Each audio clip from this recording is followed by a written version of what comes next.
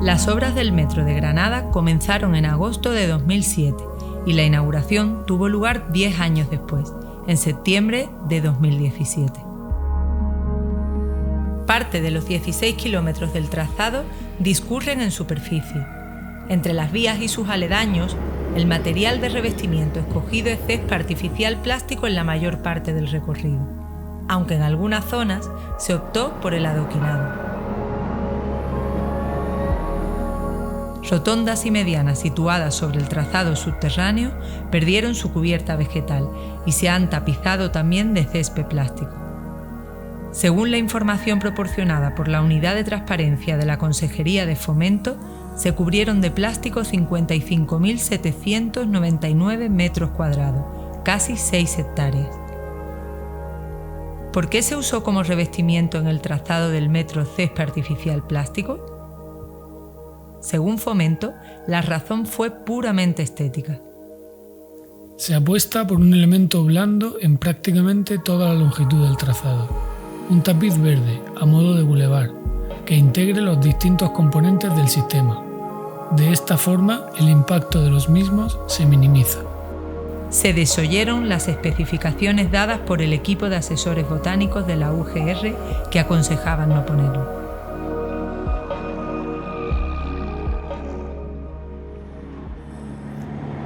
El césped artificial está constituido por diferentes tipos de plásticos. Diríamos que en su constitución habría como dos grandes áreas. Una primera, que sería la base, es una base que a veces es de poliuretano y sobre él va otra mezcla de plásticos en donde encontramos polietileno, polipropileno y a veces poliamida. Estamos hablando de plásticos cuya materia prima es el petróleo, es decir, una mezcla de hidrocarburos que cuando luego se queme, se transforme, va a emitir dióxido de carbono. Pero lo que probablemente sea menos conocido es que durante el uso del producto estos gases también se generan, porque en la medida en que el plástico se va degradando, va emitiéndose etileno y metano, y este último es un importante gas invernadero, 23 veces más potente que el dióxido de carbono. Contribuye al cambio climático porque en la medida que va a haber a lo largo de la producción, a lo largo de la vida útil y también en la eliminación, una emisión de gases invernadero. Uno de los requisitos que son necesarios para instalar el césped artificial es un hormigonado previo del suelo. El problema de usar tanto hormigón en las obras civiles es que para la fabricación de este hormigón y de este cemento se necesitan grandes cantidades de energía que finalmente se puede traducir en una gran huella de carbono.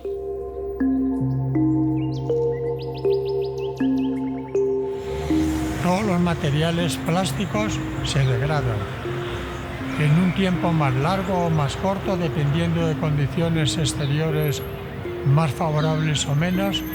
Podríamos decir que un tiempo medio estaría alrededor de los 10 años. Y la degradación viene de una manera progresiva, puede venir a través de la presión, puede venir también con el calor, con alta temperatura y puede venir también con la humedad.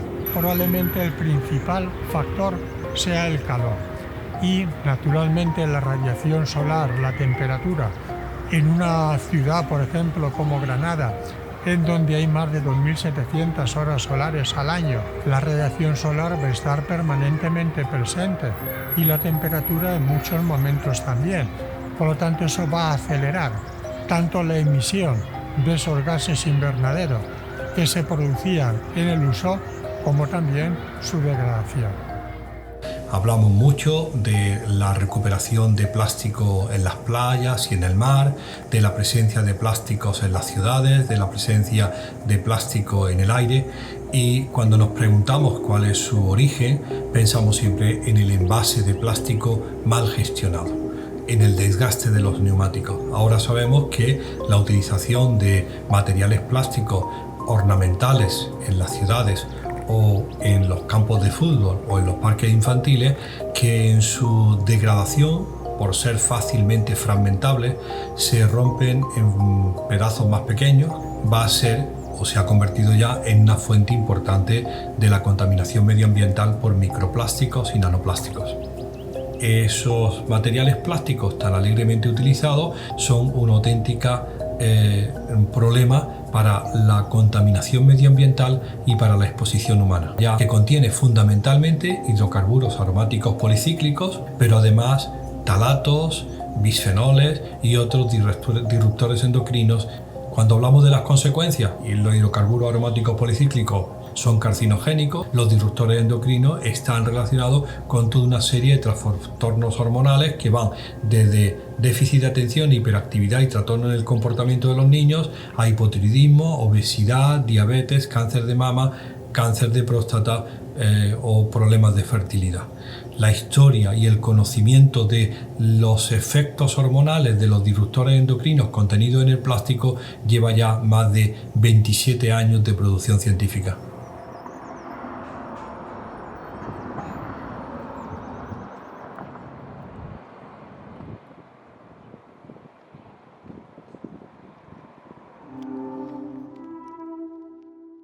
Si ponemos hormigón para colocar encima el césped artificial, perdemos la permeabilidad del suelo, lo que implica que el agua no percola ni se recargan los acuíferos. Además, todas las partículas contaminantes como metales pesados o pólenes, que antes pasaban directamente al suelo y eran retirados del ambiente, se quedan ahora atrapados en el césped artificial y al llover, todas esas partículas contaminantes son dispersadas y devueltas al ambiente. Funciona como un velcro en el que todo se queda retenido. Si uno no tiene nada más que mirar al suelo, una superficie de césped artificial, y ya verá pues que quedan ahí las deyecciones de las aves, las deyecciones de los mamíferos, de los perros, de las mascotas, las colillas, el polvo, etc. Esta suciedad, junto a los restos de semillas y hojas de los árboles que quedan atrapadas entre las fibras, favorece la proliferación de bacterias y hongos que provocan podredumbre, malos olores y a veces problemas de salud. Pues por la tarde, cuando ya había dejado de llover, caminabas por una zona de los pasillos universitarios que tiene césped artificial. Yo pasaba con mi hija y olía mal, olía podrido, porque claro, se había quedado el agua encharcada del césped y hasta que acaba drenando acaba acumulando la contaminación.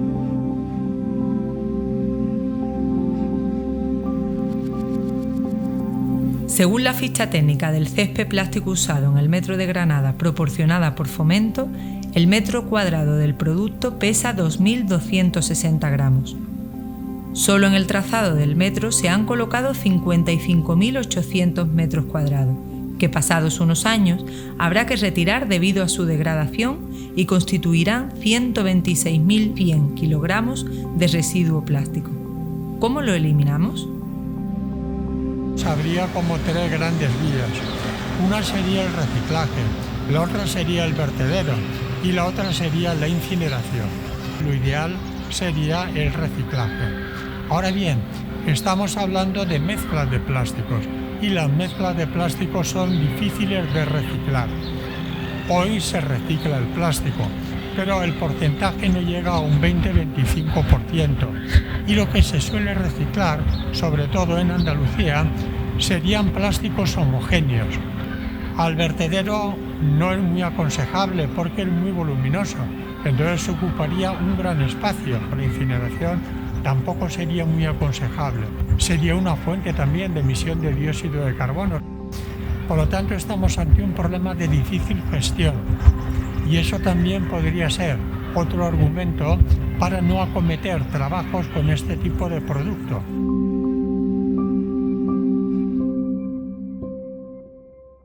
El césped plástico absorbe la radiación solar y se calienta, alcanzando una temperatura bastante superior a la que alcanza el adoquinado y el asfalto. Después, irradia este calor al ambiente.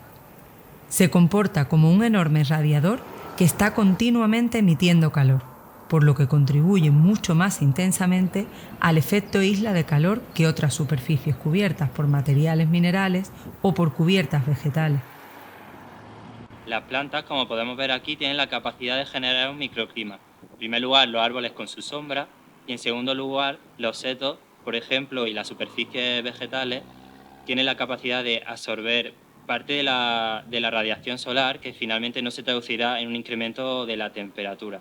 Que pueden reducir la temperatura de la calle de 10 a 15 grados, por ello el uso de plantas como árboles, setos y superficies vegetales son la mejor herramienta para reducir el efecto de isla calor en un contexto como el actual de plena emergencia climática.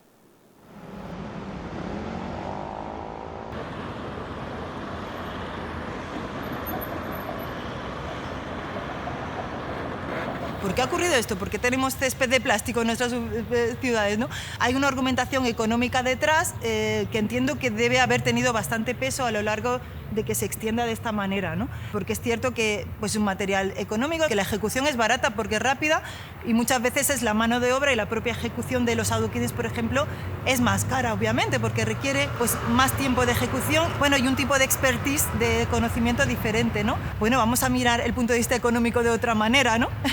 Porque bien sabemos hoy en día que el impacto económico de un material insostenible va mucho más allá del coste de instalación. Tenemos que tener en cuenta lo que nos ha costado a nivel ambiental fabricar ese producto, lo que nos cuesta luego a nivel ambiental todo el impacto ambiental que tiene durante su uso y lo que va a costar una vez lo tengamos que reciclar a los 8 o 10 o 15 años que habrá que reemplazarlo seguro. Pues es preferible a esta solución artificiosa la superficie dura, la superficie mineral pura y dura, el adoquín o un pavimento mineral que sea duradero. El adoquinado, el empedrado siempre ha sido la solución más tradicional que se ha ejecutado en nuestras ciudades, ¿no? Bueno, el adoquinado, por ejemplo, tiene un bajísimo mantenimiento, ¿no?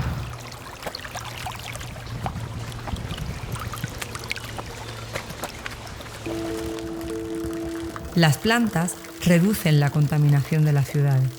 Mediante la fotosíntesis, absorben el CO2 del aire, contribuyendo así a neutralizar las emisiones de CO2 producidas por la actividad humana, responsable del cambio climático. En este proceso liberan oxígeno y también vapor de agua, que contribuyen a disminuir la temperatura del entorno y con ello el efecto isla de calor. También retiran del ambiente micropartículas como las MP10, y absorben gases contaminantes emitidos por los vehículos, como el dióxido de azufre y de nitrógeno, muy dañinos para la salud humana. Es que las plantas tienen la capacidad de absorber acústicamente el impacto que produce el tráfico rodado. Los árboles, los setos, a través de su estructura y de su hoja, son capaces de absorber ese impacto, cosa que no sucede con las superficies plásticas que reverberan todo ese ruido.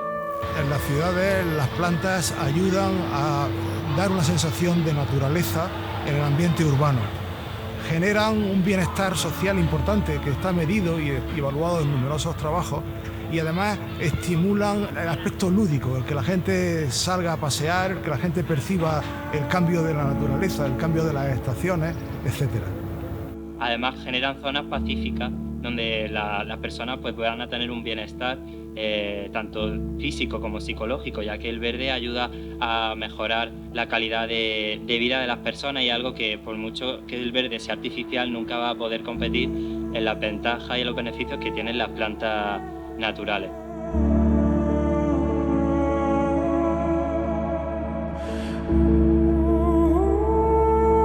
En Granada, en los últimos años, estamos siendo testigos de una alteración muy llamativa. Están quitando los árboles, los arbustos que cubren las zonas verdes de la ciudad y lo están sustituyendo por plástico artificial. Técnicos y responsables municipales aducen que el césped plástico tiene un bajo mantenimiento y que es verde, mostrando una visión puramente economicista de la gestión de sus municipios y un desconocimiento total de los beneficios que las plantas proporcionan al medio ambiente de la ciudad y a la salud física y psíquica de los ciudadanos, aparte de una percepción errónea de lo que es la estética o la belleza.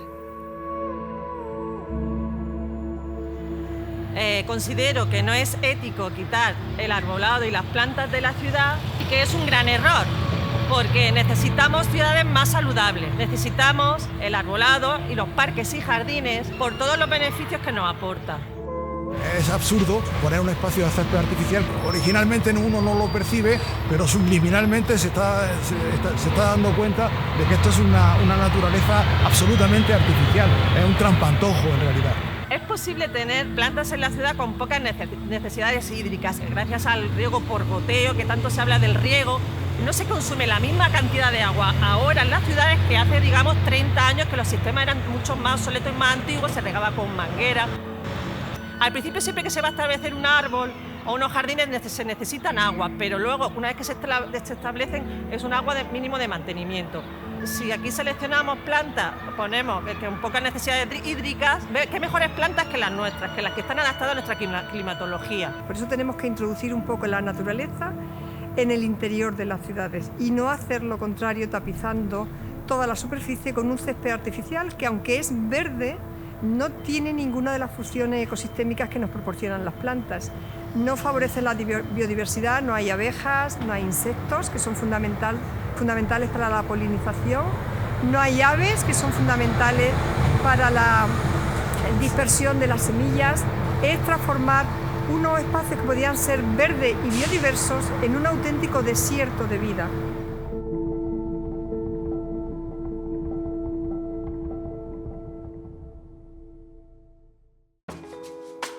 El cambio climático es el mayor problema al que se enfrenta la humanidad, y Granada es una de las ciudades de España donde más ha aumentado la temperatura media. Y ese aumento debido al cambio climático se suma también al efecto isla de calor.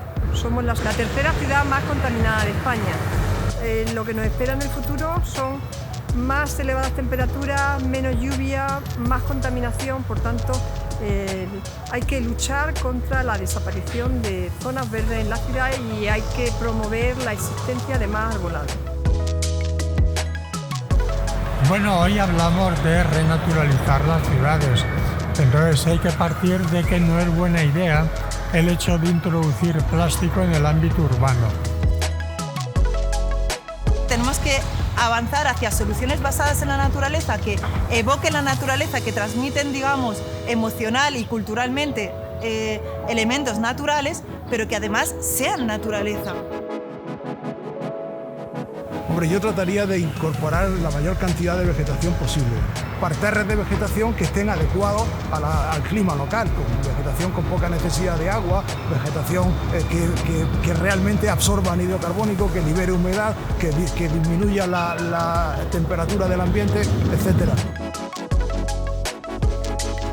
La Asociación Española de Parques y Jardines se ha lanzado un reto para las ciudades de España: conseguir el 30-300 en las ciudades, que es que todo ciudadano de la ventana de su casa pueda ver 3 árboles, que tenga un 30% mínimo de arbolado en las ciudades y que haya a menos de 300 metros de cualquier ciudadano que viva en las ciudades un parque o zonas verdes.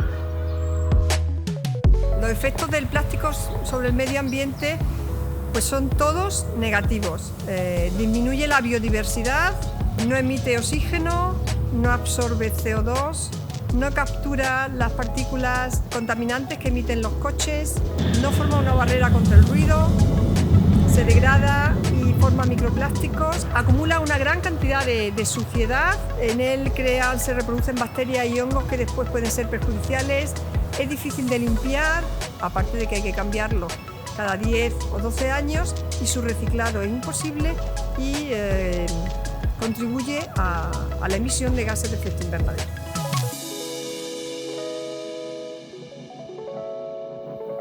¿Por qué ponerlo entonces? ¿Ignorancia o intereses económicos?